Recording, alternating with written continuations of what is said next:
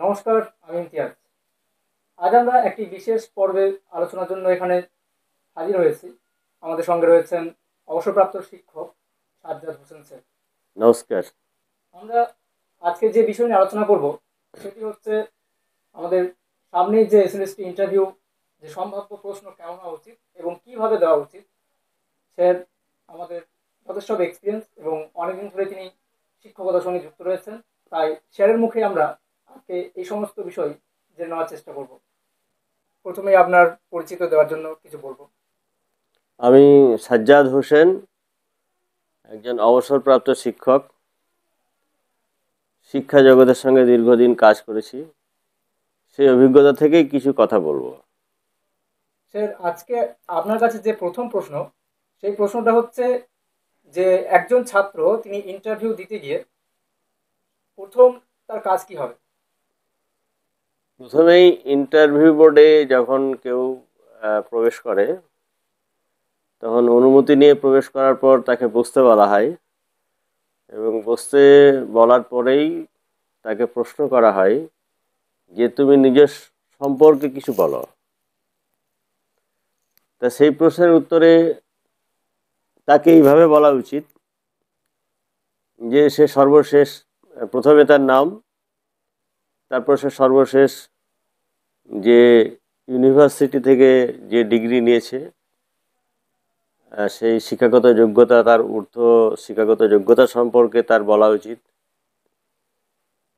এবং সে কি করতে ভালোবাসে সেটা বলা উচিত।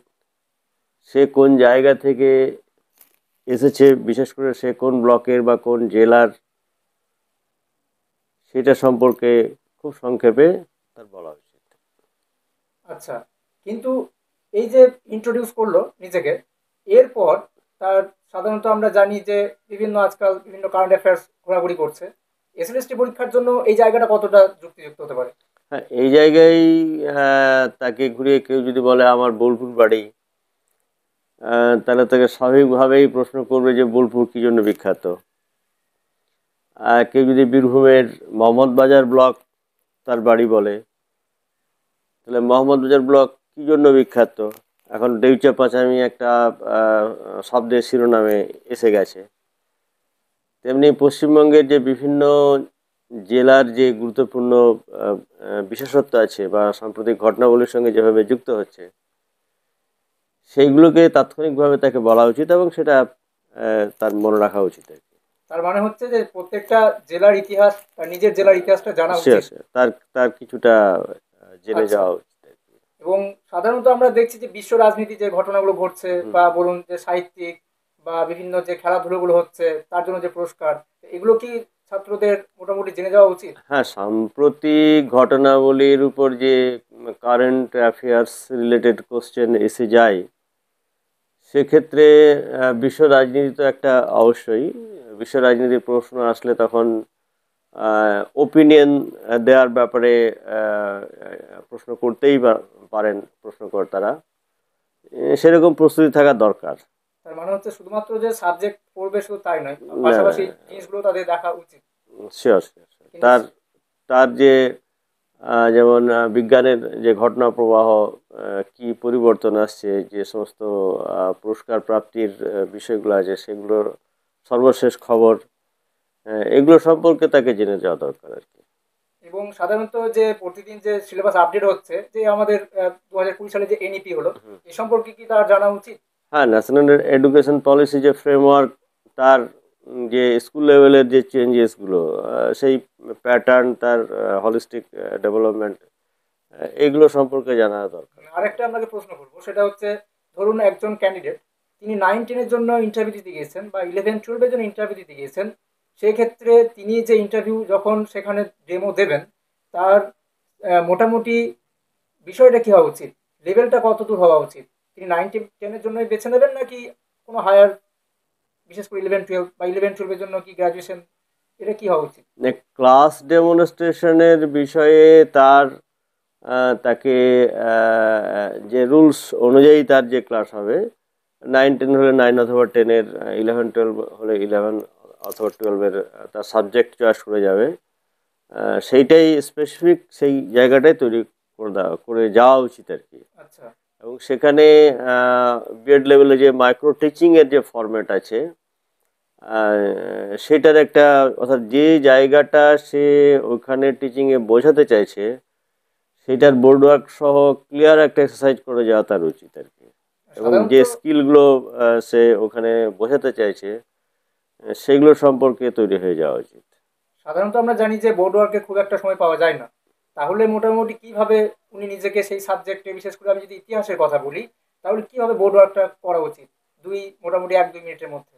হ্যাঁ, সেই জায়গাটা হবে যে কোনো একটা বিশেষ টপিক যেটা উনি চয়েস করেছেন পড়াবেন বলে, তার যে মেন পয়েন্টসগুলো যতক্ষণ ডিসকাস হবে সেই পয়েন্টসগুলো সব বোর্ডের মধ্যে থাকা দরকার আর কি।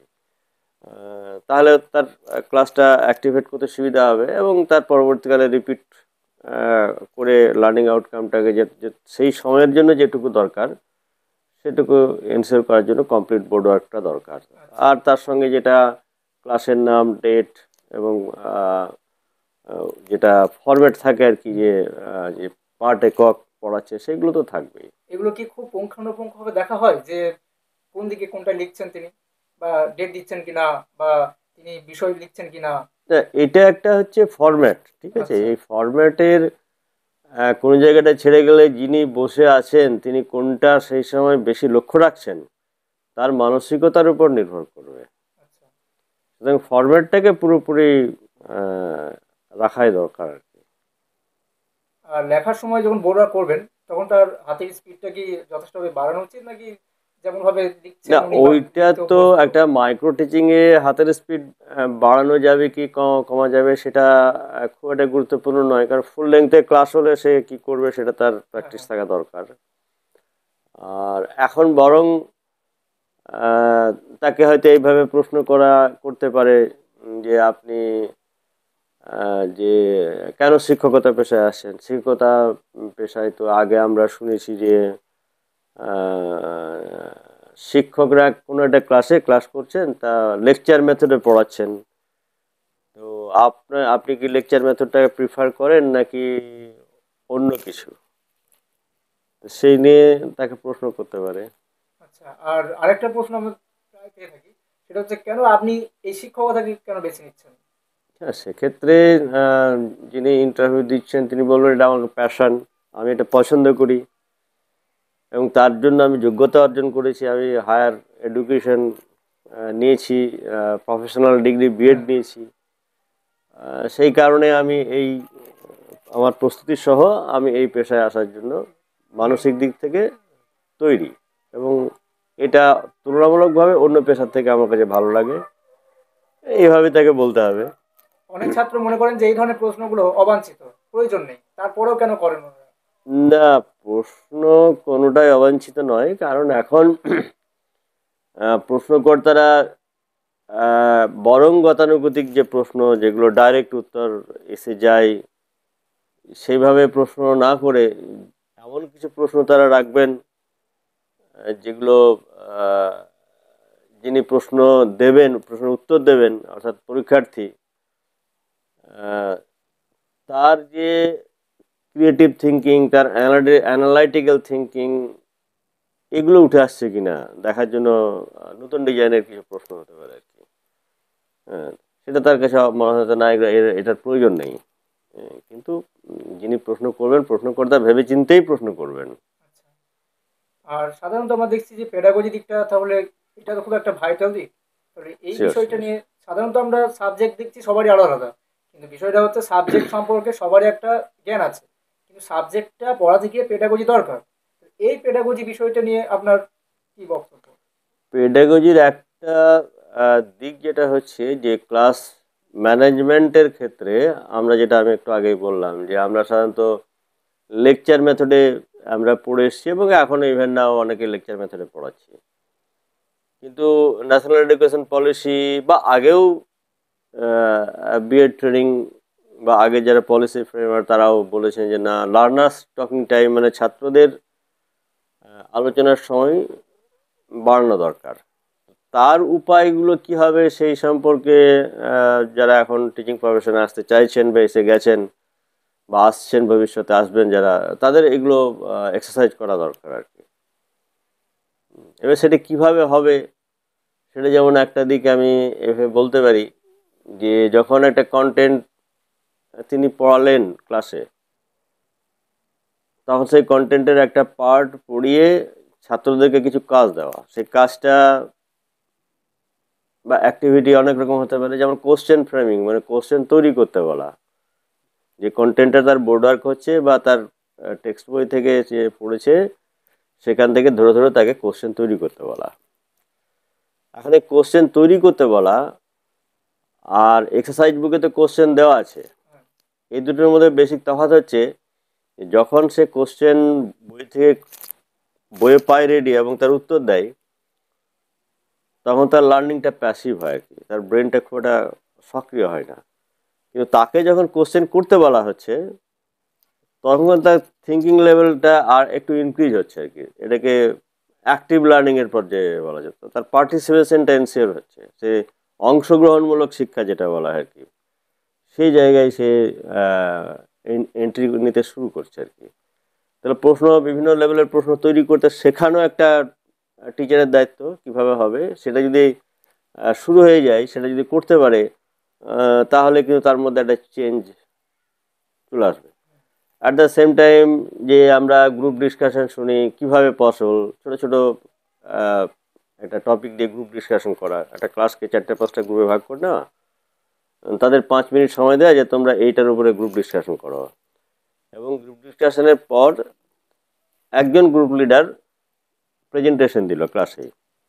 তাহলে সেইটা যখন করবে তখন তার মনে হবে যে হ্যাঁ, আমি এই ক্লাসটা করতে গিয়ে শেখার ক্ষেত্রে আমার অংশগ্রহণ আছে। এটাকে অংশগ্রহণমূলক শিক্ষা বলা হয়, মানে কনস্ট্রাকটিভিজম, এক কথায় নির্মিতিবাদ। নির্মিতিবাদের বিভিন্ন পর্যায়ে আছে। হ্যাঁ, তার মধ্যে এটা একটা নির্মিতিবাদের নতুন কিন্তু কিছু না, এটা একটা পুরাতন কনসেপ্টই। কিন্তু আমরা কি করি, আমরা লেকচার মেথডে পড়াই, ফলে এটা যে পসিবল, বা অনেকে ভাবে যে না, এতে অনেক, প্রথম আমাদের টিচারদের মধ্যে এরকম ধারণা হয় যে এতে প্রচুর সময় নষ্ট হবে। প্রথম দিকে ক্লাসে ছাত্রদের রেডি করা এবং টিচার রেডি হওয়ার ক্ষেত্রে সময় কিছুটা যাবে, কিন্তু একটা পর্যায়ের পর দেখা যাবে না, এটা ছাত্ররা খুব এনজয় করছে। তাহলে একজন ক্যান্ডিডেটকে পেডাগজি কিরকম প্রশ্ন করতে পারেন?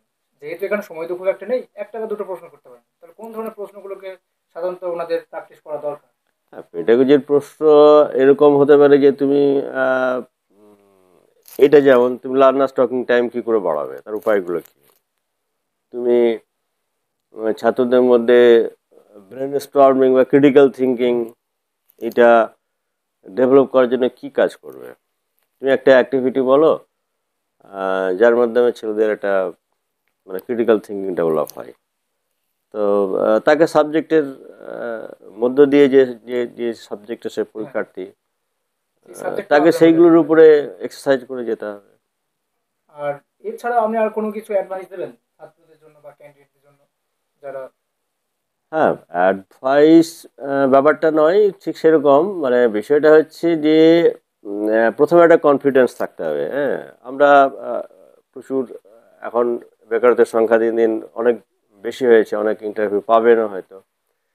তাদেরকে একটু কনফিডেন্ট থাকতে হবে। এমন কোনো প্রশ্ন এলো যে প্রশ্নের উত্তর তার জানা নেই, সেক্ষেত্রে তাকে বলতে হবে যে না, এটা আমার এই মুহূর্তে মনে পড়ছে না বা জানা নেই। কিন্তু সেটা বলতে গিয়ে যদি থেমে যায়, এটা ভুল উত্তর দেয়, তাহলে এটা জানা নেই বা আমার মনে পড়ছে না, এটা বলার থেকে বেশি ব্যর্থতা। হ্যাঁ, তো এটা একটা টেকনিক তাকে ফলো করতে হবে যে আমি কোনো মানে হয়তো ইচ্ছাকৃতভাবে অনিচ্ছাকৃতভাবে একটা হয়তো ভুল উত্তর হয়ে যেতে পারে, কিন্তু আমার মনে হচ্ছে যে এটা হয়তো হবে না, আমি ম্যানেজ করে বেরিয়ে যাব, আমি না বলবো না। এটা সবচেয়ে আগে সাবধানতা অবলম্বন করা দরকার। হ্যাঁ, আর বাকিগুলো তো নিজে একটু তো স্টাডি করে সাক্ষাৎকারের ক্ষেত্রে একটা সবচেয়ে বড় জিনিস হচ্ছে যে যিনি পরীক্ষা নেবেন সেই মুহূর্তে তার কি কোন প্রশ্নটা তার মনে পড়বে। দেখা দেখা যায় অনেক ক্ষেত্রে আমরা দেখেছি যে অনেক অনেক অনেক ছেলেমেয়েরা বলে যে আগে যে ইন্টারভিউ দিলো তাকে সহজ প্রশ্ন করেছে, আমাকে কঠিন প্রশ্ন করেছে। হ্যাঁ, এরকম শোনা যায়, কিন্তু ব্যাপারটা ঠিক তা নয় আর কি। তাহলে আজ এই পর্যন্তই, দেখা হচ্ছে পরের ভিডিওতে। নমস্কার। নমস্কার।